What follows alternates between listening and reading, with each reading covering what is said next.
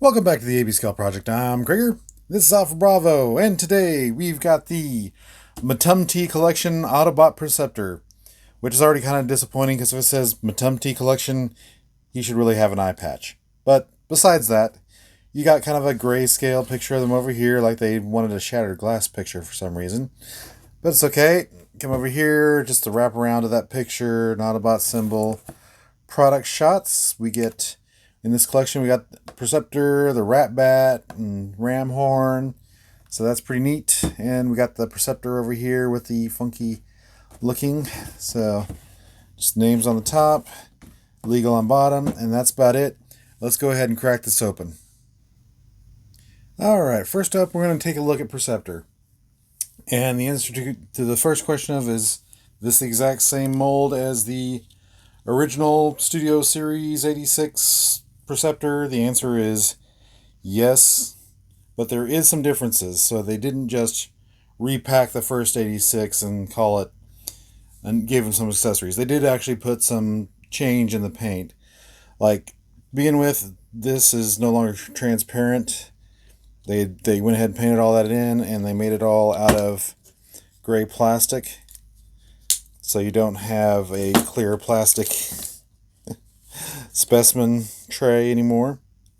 So if you wondered about clear plastic, the lens is not transparent, so you can't see through the lens anymore like you could with the old one.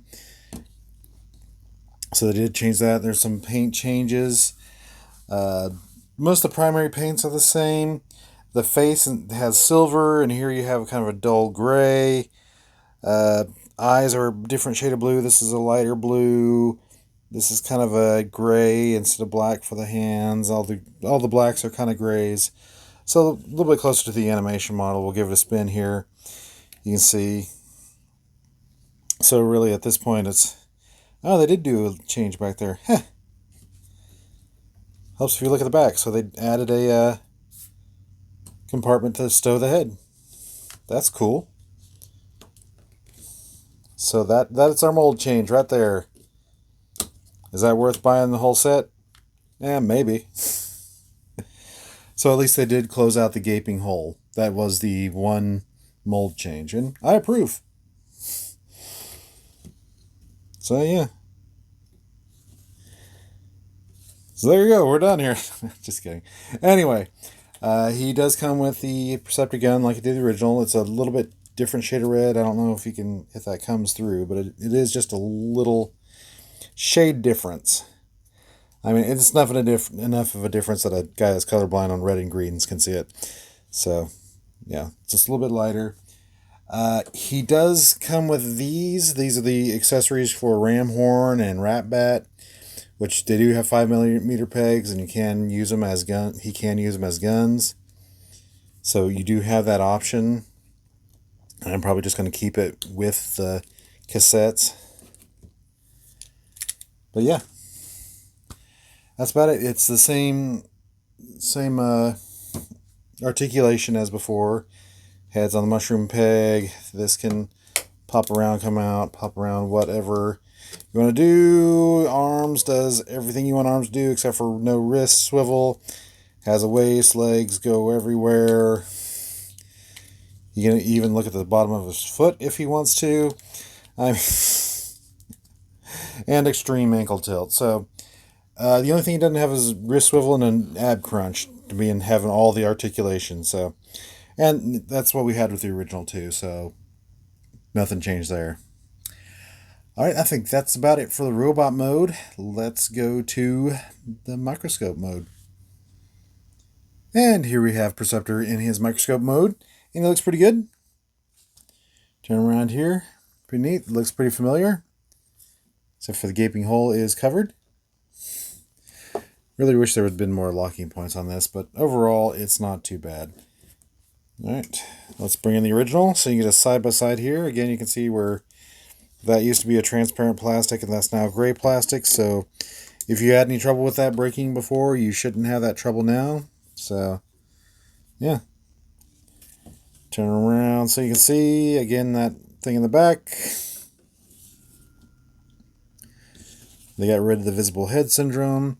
They also moved where the Autobot symbol was on the microscope mold mode.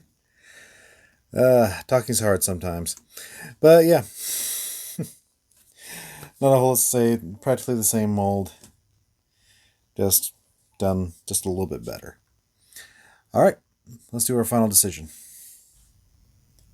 So is this our new IDW G1 Perceptor? IDW is still going to be the KFC just because it does have the eye patch. But for G1, I'm going to say yes. I'm going to make this the new G1. I think it looks more animation accurate. This one's still nice, and it's, kind of close to the toy, so it's okay. So I think it's worth buying the pack to get it, especially for the upgrade to cover that gaping hole back there. So that's really nice. So yeah, I'd say it's a new one. If you have this one, is it worth running out and buying that one? That's really kind of up to you, but I think I'm pretty happy with it. But we'll go ahead and let's look at the cassettes that came with them and just confirm. All right, next up we got Ratbat. Look at him. This is the Siege mold. They didn't change much besides adding the backpack. But you can see they did a good job of adding paint to make it look more show accurate and add the jetpack. The red is the Perceptor red. It's not the rest of this mold. Puce? What is that? Mauve? Whatever that is. Cyan? I'm just saying color names now. Anyway, it's a different color. So, and actually we'll bring in the Perceptor red. Actually, it may just be a separate red altogether. No, it's the red of that joint right there. So, yeah. Anyway, they kind of have his radar dishes in. They just put them in as points, so it's not as clean as I'd like. Of course, it uses the shield peg to attach to. So get that back on there. Okay. So yeah, he still flaps. You can flip up the legs for the transformation joint. The head can move with the transformation joints. Yeah, it's not a bad Ratbat. The current winner is, of course, the Masterpiece. And you can see the Masterpiece is a bit bigger. Just a little bit, though, surprisingly. But I still like the fact that the Masterpiece is all one piece because, it's a Masterpiece. And a little bit bigger is better because, bringing Perceptor in here, what's more menace, something this small or something that big or something this big? Yeah. You want a little bit bigger, to have him swat it out his face. So it is small, and that was kind of the complaint before. It's pretty much that all the mini cassettes are always one size class below what they need to be. Like for Masterpiece, Ratbat should be about twice the size of this, but it's still the mini cassette for the Masterpiece Soundwave, so he winds up being chug scale, where this is more like core class. Yeah. But anyway, we can go ahead and check out the cassette mode. And here we have Ratbat in his cassette/shield mode. I'm more inclined to call it the shield mode because it doesn't have any cassette markings. It doesn't have the holes for the reels or anything like that. There's a tab for the shield. There's the original thrusters. The other ones, can pretty much attach the same way as they do in regular mode, where you can just take that, put them on there, and you can just leave it like that or have them be some sort of sled, some sort of jet sled. Yeah. You can see everything. Yeah. As compared to the Masterpiece, you see the Masterpiece does look like a cassette from this side. You flip it over, and it's a little less obvious. You can tell it transforms into something, but you don't have, visible face syndrome. But yeah, this one does a more convincing job of looking like a mini cassette than this did. So, yeah, not really a whole lot to say about it. Alright, let's do our final decision. So is this our new IDW G1 Ratbat? No, it's still going to be the Masterpiece, but if you can't get a hold of the Masterpiece, this is a good substitute since the size difference isn't really that much. This is a much better figure in my opinion, but it's not that much smaller that you couldn't make it work. So that just makes a little bit more worth getting this pack if you don't have a Masterpiece Ratbat. Alright, let's do our final one. And next up we got Ramhorn. And we'll go ahead and get a closer look on this guy because he's so small that my camera doesn't know where to focus. So yeah, he actually looks pretty good. I think he looks a lot better than the steel jaw that we came out. So he looks pretty good. He's kind of wide, but that's not too bad. Looks pretty decent. The missiles look pretty good. Of course, this is a separate weapon, and those just kind of tab on the side, and you plop that out, and then there's the weapon again. And I didn't realize that the tail, when it was in weapon mode before, I didn't realize that the tail was part of the assembly until I put them together the first time. Alright, so you got tabs and slot here, and that's really what holds that on. So yeah, articulation wise, his legs move. Head has some movement there. It doesn't have like a secondary joint there. That would have been nice. But yeah, that's about all. He took nothing in the tail because it's molded into the weapon. Alright, let's compare it to the current winner, which is the Titan Return. Get the focus again. Alright. Anyway, it still seems like the other one's getting lost. Anyway, practically have to shove these right in front of my camera. But anyway, you can see this is a bit bigger, and in this case, bigger is going to be a little bit better. Because we're going to do this. Put in here. We'll bring in Hal back here just so you can see how big they really need to be. Like the Titan's Return probably needs about, 1/4 inch in both dimensions to be good. Where this needs like 3/8. So it's not that far out. It's just this one's pretty tiny compared to Titan Return. And the Titan Return is still a little bit smaller than it needs to be. So, yeah. That's where we stand with that.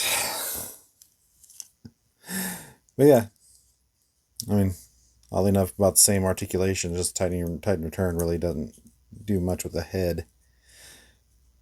But yeah, I do like the head on the Titan Return a lot better. The missiles on the new one are definitely more accurate. These are more G1 accurate than this was. This was kind of stylized, but the Rhino is definitely a lot better. And plus, this one turns into a missile launcher. Anyway.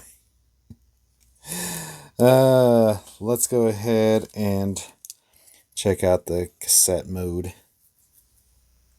And here's Ramhorn in its cassette mode, and I'm more inclined to call this a cassette mode because it does have the reels. They're a little high, but he does have the reels at least. On the back side, I mean, you can kind of see the head there, but not too bad actually. Compared to Titan Return, well, Titan's Return was a missile launcher.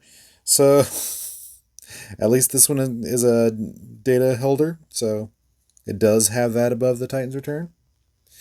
So, yeah. You can't really do anything with the guns when he's like this. I mean, nothing really fits. He doesn't have a peg that you can stick it in or a hole that you can tab it in, so these will remain separate when you have them in cassette mode. So you'll have to put this elsewhere, have Blaster wielding it while this is in his chest or whatever. Yeah, and that's really about it. I mean, it's a mini cassette, or micro cassette in this case. Anyway, let's go ahead and do our final choice. So is this our new IDW G1 Ramhorn? No, the Titan's Return is still the closest one we have to size. If you don't have the Titan's Return, it makes a good substitute.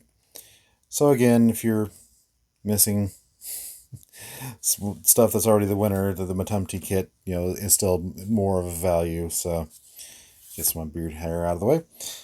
But yeah, that's about it. Not a winner, but it's not bad. I definitely like it a lot better than the steel jaw that we got.